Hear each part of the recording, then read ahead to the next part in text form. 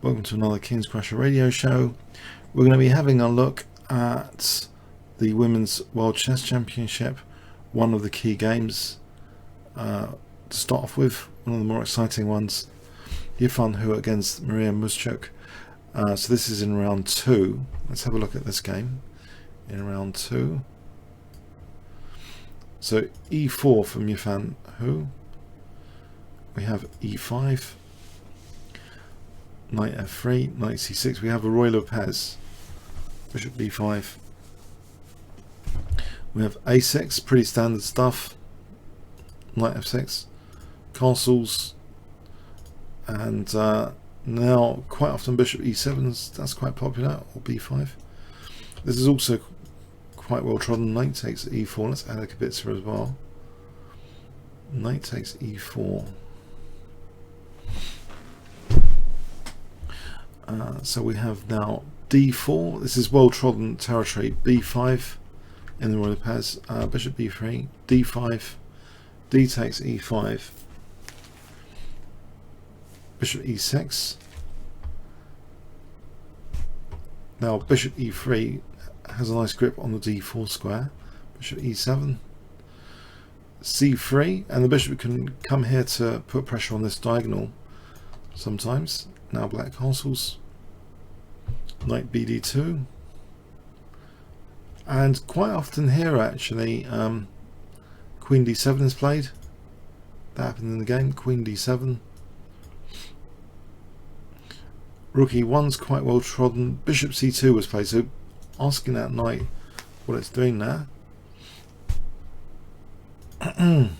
Knight takes d2, queen takes d2. And it looks fairly equal. It looks fairly bog standard Roy Lopez territory. One logical thing which would seem anyway that this pawn is slightly vulnerable, and black's next move puts more pressure on e5. This bishop g4, as if, yeah, this pawn's a bit of a problem. White, well, this is clearly the threat, just the take, and then knight takes e5. So white protects that e5 pawn. And yeah, black goes ahead and doubles the pawns, and technically, at least Fritz likes this position for black, but in other ways, you know, it does look quite dangerous, this g file and the bishop pair. So this is an interesting start position at move 15. What do you think about this position? If I asked you who's better and gave you a few seconds, would you say like white or black? So this is like the start position now. It's very interesting, structurally at least. So Yifan Hu has accepted these double pawns.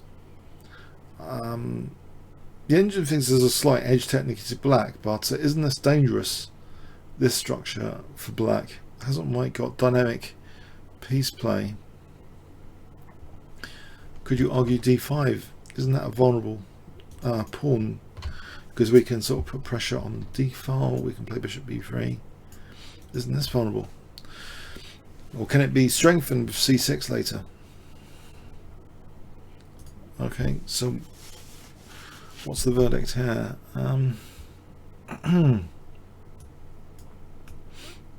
Alright, so we have rook ad8, strengthening d5, and now rook fd1. Not minding that rook being used, so it's not going to be used on the g file for a moment. Queen e6. So black is threatening to take here, actually. That is a serious concern. Queen e3. Rook d7. And then we have bishop g3 with the idea that this f4, f5 to just... That would be very dangerous to get two pawns like that with the bishop here. It would be really quite dangerous and scary for black. So Maria Muzychuk plays g6 here. And you might think, well, f4 is kind of tempting anyway, but maybe like f6 is to be borne in mind as the reply. For the moment, a4, so trying to open up this a file. Potentially there's a pin on a6. If a rook goes to a6, there's a knight pin, the knight being pinned. So black, in advance of stuff like that, protects actually a6. We see this protection of a6, so there's no entry point for the rook on a6 now. Nevertheless, a takes b is played. A takes. Okay, so the rook's got access, but has it got an entry point? Oh, actually, I'll say something I read just recently. There's Steen's Simple Chess. I was reading it on my iPhone the other day, and it talked about open files. He talks about open files. So Michael Steen was one of Britain's grandmasters, earliest grandmasters, and basically he said about open files, maybe we can regard this as an example, that they're only as good as like the infiltration point. So here, I mean, this infiltration point's been ruled out, but there's a7, there's a8, that could be useful. So I think the emphasis is on how can you actually exploit this kind of positional trump card. If you can't, then is it like a token like file? But for a moment also, white this is a rich position, because rich dynamically, because there's the bishop pair, there's this f4, f5 of course, which could damage black's king safety. For the moment, so we've got a situation where white can try and play on both sides of the board here. This is going to be useful, surely, this a file at some point. We have f4, and now white is threatening actually something like f5, and to double black's pawns for a moment, for queen f3, and that'll be quite painful to get control of the f5 square, because then we're talking about multiple targets. Just as an example, if black didn't react immediately with f6, this is going to be very troublesome. Very troublesome. Black played f6, and here we have e takes f6.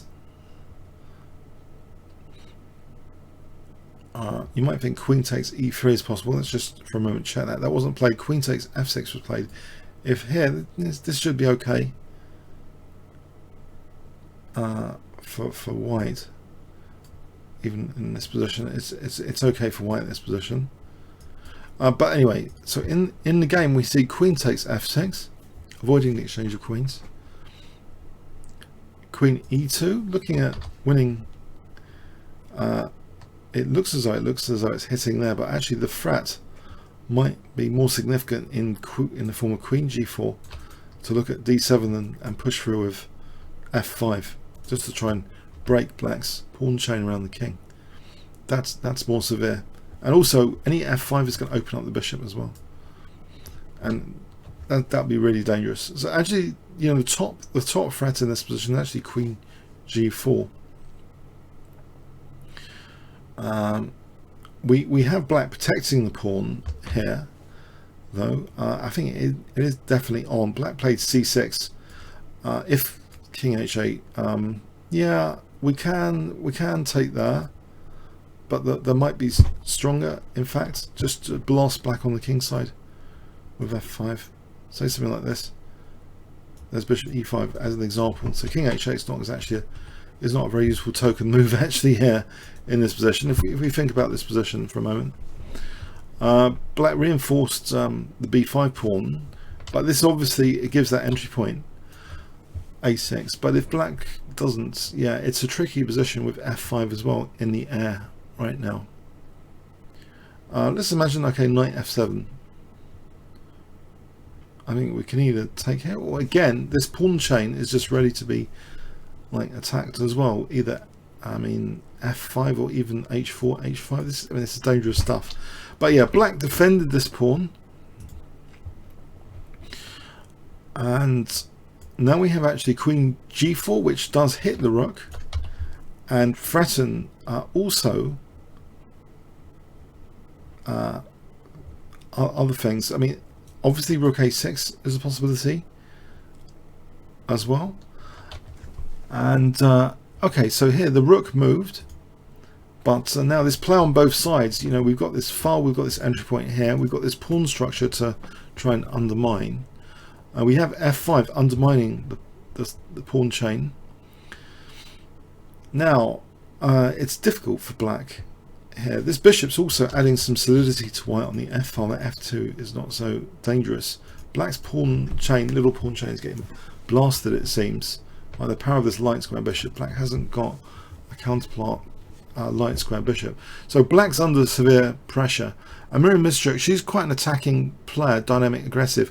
I'm not sure she'll be comfortable in this position. She'll be quite probably empathetic to white's attacking potential here.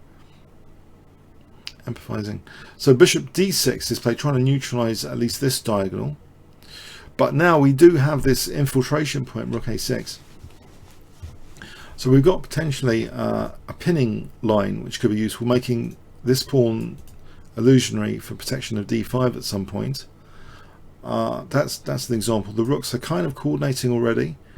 The queen is in an unfortunate place. So black's really on the defensive now. We see the move rook g7, which might actually be a very good move in the circumstance. It seems actually in this position, rook takes d5 is one of the key threats even here, because this bishop there. But it's difficult to give a token move to actually demonstrate that. I mean, let's try this one, just to show. This would be extremely dangerous because it's blasting down the whole pawn chain as well. That's horrible for black. This sort of position would be horrible. Yeah, things like this, it's just nasty. So yeah, black plays here rook g7. And with that is saying g takes f5. You have to pay attention to g takes f5 hitting the queen. There's no time, I think, for rook takes d5 here. We just play g takes f5. And this would be better for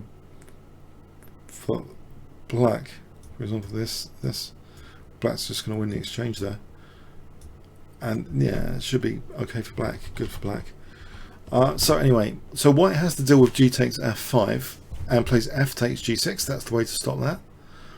A bit of exposure on f2 though, you might think, because this bishop can be exchanged off, right? And in fact, black plays on that f2 pressure here. Maybe, I mean, the engine's just bishop takes g3, but bishop c5 was played. On bishop takes g3, this position apparently isn't too bad technically for black. There's an infiltration point here for black as well.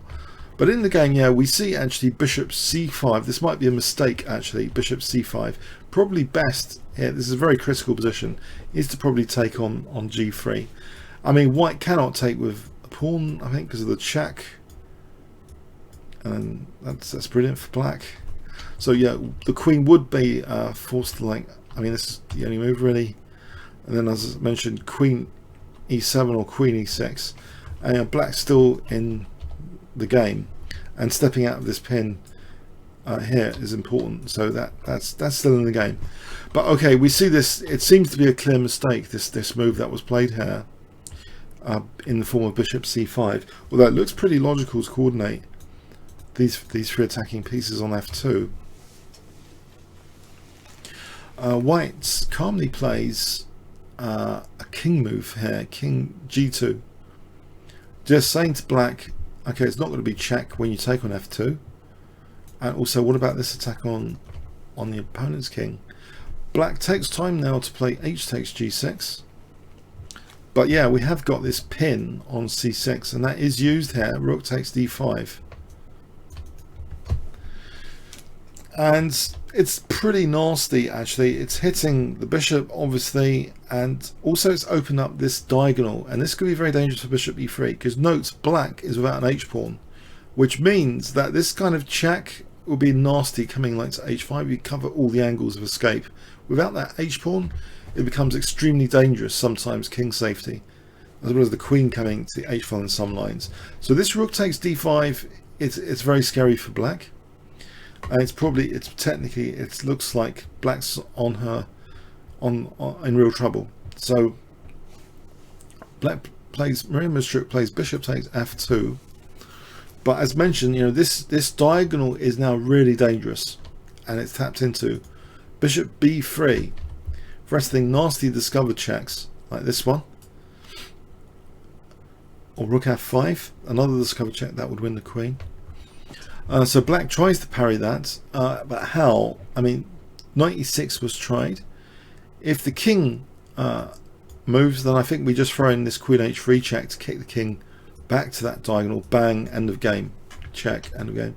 So black's got to parry this somehow effectively and tries knight e6. But alas, you know, there's a big focal point now on e6 with rook d6. Everything's on all of a sudden e6.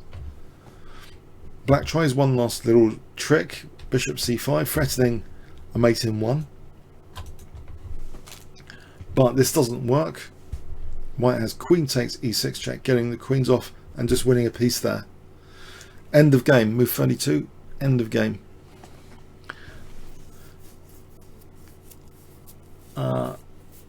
So, what can we say about this game?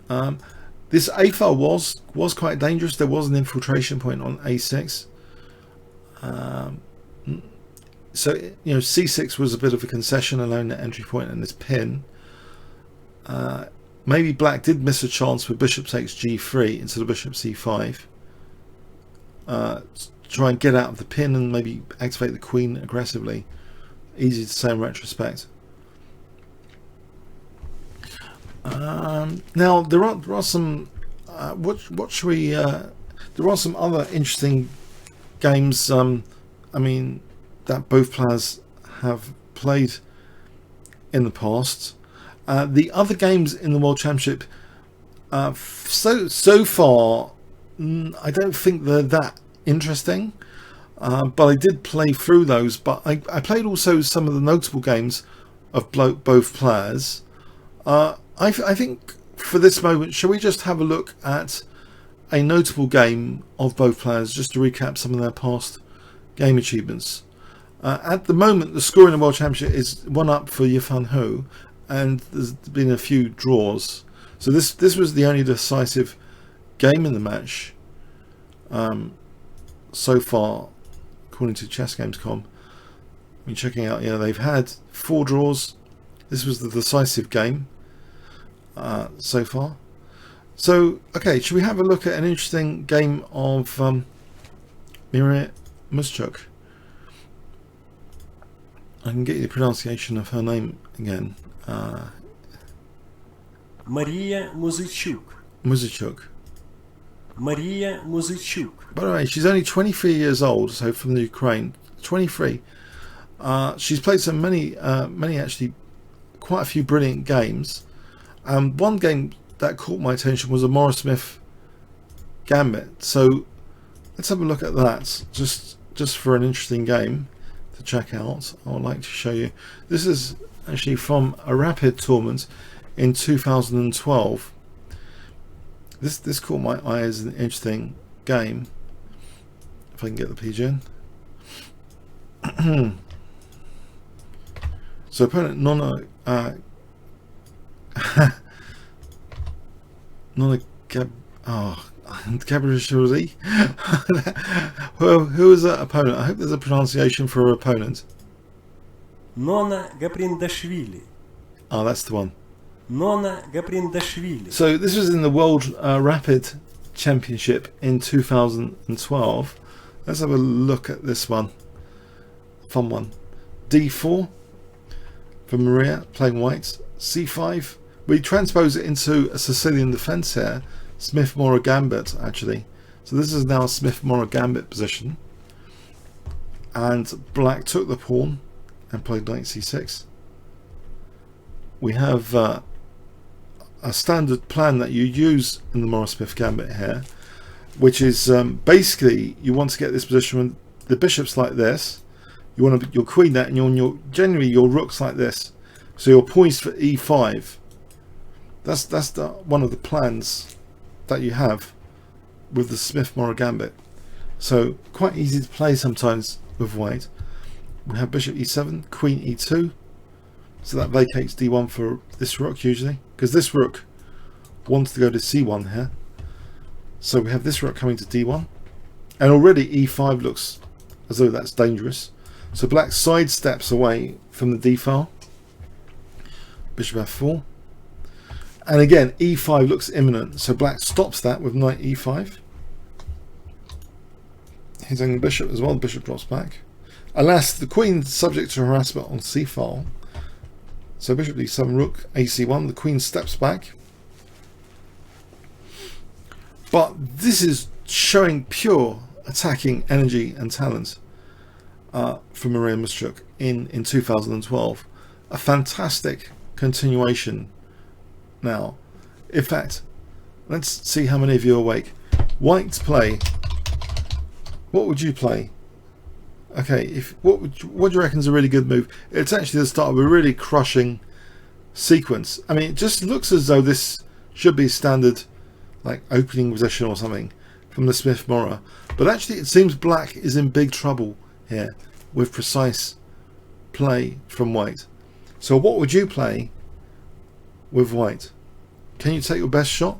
500 points if you can guess. And the continuations. White play.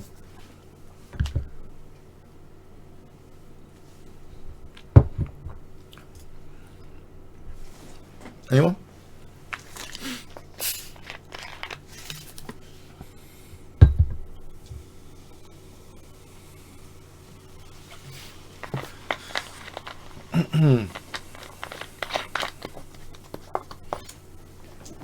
Right, I'm going to show you. Okay, the king's still in the centre, so that's a clue. If you want to shout out a move. Okay, the king's still in the centre. Maria Muzychuk energetically plays bishop takes e5. It's got a cunning idea to draw the king out now. Bang! Rook takes d7, drawing the king out. And you might think, what's this about? How can we get the king now? In fact, this diagonal proves very, very dangerous. Check. And the king cannot step back to e8.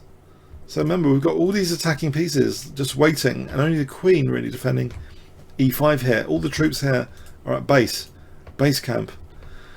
So b5, it seems as though, isn't that going to defend? That's wiped away. Knight takes b5. So we've still got this attacking diagonal. A takes, bishop takes b5 check. We've got a king hunt, basically. King d8. Check. We've got a good old-fashioned king hunt here. Bishop d7 check. King there. And a very strong move indeed. Queen b5 check. And it looks like fairly straightforward. I mean, move as well. I mean, queen b5. Why not? But the continuation here is beautiful. After queen a5 check, there's a key point being made here. Can you see in this position there's a brilliant tactical point about the queen being here in particular. So it's cutting off some exits of the king. But can you see there's a really bone-crushing move in this position at move 22. So this is a very interesting, fascinating, notable game of Maria Muzychuk back in 2012, just to recap if you've just joined. So white play here, a fantastic tactical shot. Any ideas?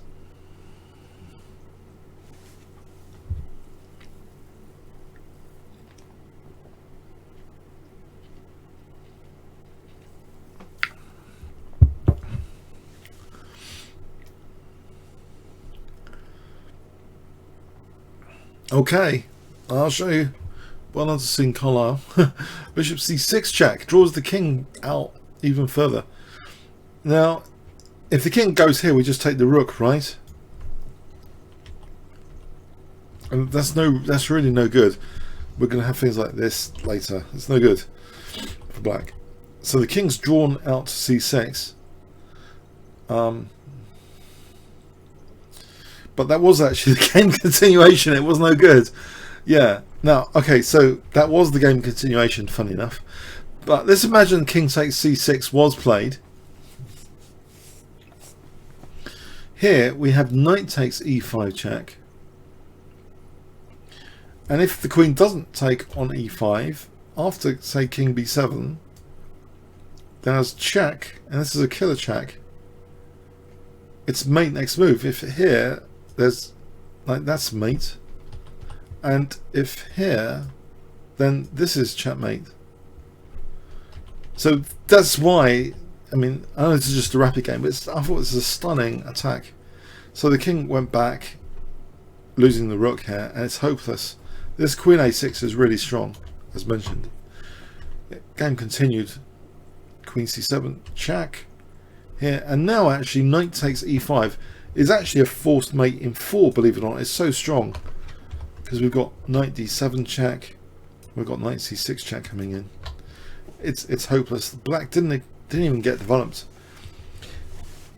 So anyone that plays the Smith-Morra Gambit like this, I kind of respect their attacking style and creativity.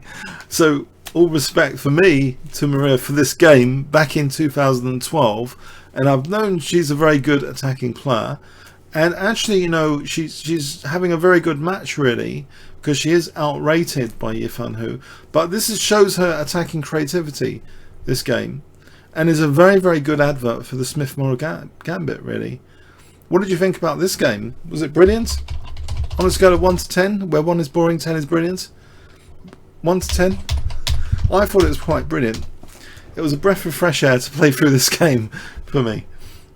I know it was a rapid game, but I really liked it myself. So we have a recap, yeah? So Smith-Morra Gambit. Black didn't seem to do too much wrong. So very, very easy play for white, it seems. Very logical. Here, it seems logical because white is threatening e5, right? It seems. So black's move here seemed logical, knight e5. And it's only seen 3 games in live, but usually black plays knight f6 and has to sustain things like this because of you have to rely on resources like knight h5 apparently, and you're just about in the game with black. But you've got to allow this e5 basically. This is a lesser evil continuation for black. But by playing knight e5, yeah, this really got destroyed. This knight e5. It seems as though, you know, it's a logical thing to stop e5, but apparently knight f6 is the move to play here from a theoretical angle. It just seemed this got really destroyed this position because the queen, you know, it looks as though it's clever to go back to b8 away from the discovery attack, but then the king is just lured to the center, and it's this diagonal now which was key. Lethal stuff. I mean, I just think this is romantic era attacking play. That's attacking genius. Okay, so yeah, that was one of the notable games I think I was checking out of Miriam Muzychuk. And let's see another game. Maybe of hers from the past. Did I have another game in mind? I did actually. There was this Scotch game one which I thought was quite good as well. Oh no, but that's actually on the channel. Sorry, that was on the channel.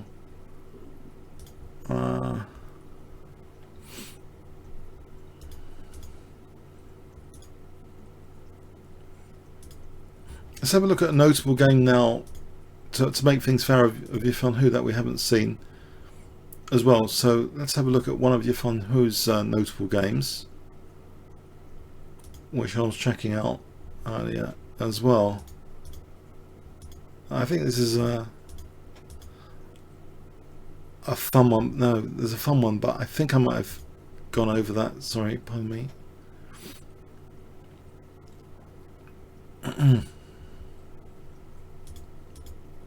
Yeah, I found one of interest. Yeah, this is an amazing game from the Chinese Championship of 2013. So Yifan Hu is playing a very, very strong opponent. Yu Yang. I'll get a pronunciation on that. Yu Yang is 21-year-old. Okay. Yu Yang. Alright, let's have a look at this game. So this is from the Chinese Championship of 2013. Yifan Hu playing white. So Yu Yang is 2675. She was 2617. E4, we have Sicilian. Knight f3, d6. Open Sicilian. And it looks fairly standard stuff so far. Bishop g5. This is Sicilian Richter Rosa territory. Queen b6, unusual 6 move according to classification on chessbase. So this is kind of unusual. The most usual move apparently is, well, e6, as you might expect. Bishop d7 is slightly rare, but queen b6 unusual. So we have knight b3, e6. The queen's obviously blocked the b file. If you ever want this plan, it's going to be slower, right? Bishop d3, bishop e7, white castles, black castles. Quite often king h1's been played here before. But we see queen d2, a6, and white's pieces here, actually like in the previous game, they look like naturally placed. The rooks are naturally placed, the bishops are naturally placed. This is a very, very healthy state of affairs if you get a kind of attacking position with white effortlessly. And so queen c7, finally the b pawn is liberated, so we get this. Are we going to get this standard plan or not? Well, white now switches the rook into the attack, rook e3. So this is looking dangerous here with these possibilities of switching attention to the king a bit further. So finally black gets that b5 in though. This is the classic recipe that you're often using to put pressure on the center. But rook g3, we have this knight e5. White's prepared to give up the light square bishop. f4, knight takes d3, c takes. So is there still attacking energy in white's position? Black now seems to play a very resourceful defensive move, knight h5, hitting the rook. Yeah, I think if bishop takes, we can take here. Because we're going to be hitting the queen, you know, we can't really take there because knight takes f1. Okay, so we have the rook just moving for a moment. Knight goes back to f6, queen e2, and it looks as though here e5 is threatened. Just to dislodge the knight, so we can put more pressure on h7 because it's defending h7, right? But black reacts with e5. It seems logical. Pardon me. It seems logical to stop white playing e5 and hit the rook. The rook goes to g3, king h8. Now we have an interesting continuation. F takes e5, d takes e5, and yeah, it looks as though the position is really set up for this next move, which I'm sure you can guess. White to play. What would you play with white? It's you've got a beautiful attacking position, and like in the previous disaster game, you know, black's pieces, they seem to be at base at the moment, aren't they? So how would you pounce on this? You're going to like pounce like a tiger. How would you pounce on black here?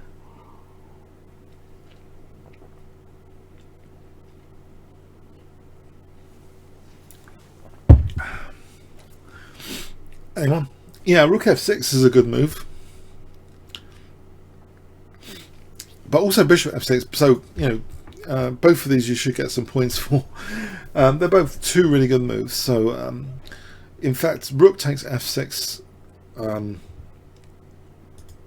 was chosen. We have bishop takes f6. The idea is this powerful tempo gainer. The queen goes to d8, and we're inflicting these double pawns, which can interfere with king safety, because although we've doubled the pawns, but we've isolated this one. If we can somehow get to that one, there's a classic Bronstein game where Bronstein smashed up Najdorf and Nimzo injured, and he got to h7 quite quickly. Can white get to h7 though? You know, h3 is guarded at the moment. The bishop's guarding at h3 here, but nevertheless we have queen h5, and there's immediate threat of queen h6 to mate on g7 in this position. That's the immediate like danger to face. So black tries to get ahead of that threat with rook g8, but leaving behind the f7 pawn. Interesting position, and in fact it seems as though queen takes f7 is actually a really strong move. Even though white's the exchange down, here, and it seems as though there's some simplification now. This is a really strong position for white. Black tries queen f8, which is a disaster. It becomes a disaster. If black does try rook takes g3, this is a good position for white. Pardon me. Rook takes g3. There's h takes g3, with white now threatening knight takes f6. This is dangerous for black. If something like this, we can take on f6, and you know, we've got e5 problem here. There's a lot of problems in black's position. Yeah, like this shows actually there's too much pressure on black. But anyway, so here, yeah. So black didn't really fancy this position with rook takes g3. Black did not fancy this. There is strong play here. You know, if bishop b7, well, we can just take here, or knight takes f6 first. That's no good, obviously. Queen g8 would be virtually forced, and we have that horrible position, as I mentioned. This would be a horrible position because black's just being a puppet here on strings. Just has to defend all the threats all the time. This position here is still bad. Yeah. Anyway, he didn't go in for that. So he played this queen f8. Now rook takes g8. So this wins another pawn. Queen takes f6, and the same sort of thing actually. Queen d8 check, where now there's a problem with e5 being quite weak. So white's picking up lots of pawns for the exchange here. He tries bishop g4, but now knight f6 not only kind of faults here. It's if the queen leaves h7, then it's going to be mate. So we see queen g6, but now queen takes e5 threatens this and other things. Discovered check, and it's kind of difficult to do anything about this. If queen g7, we just take on g4 because we're protecting the queen. Actually, that would just be materially winning. So we see bishop d1 actually being played.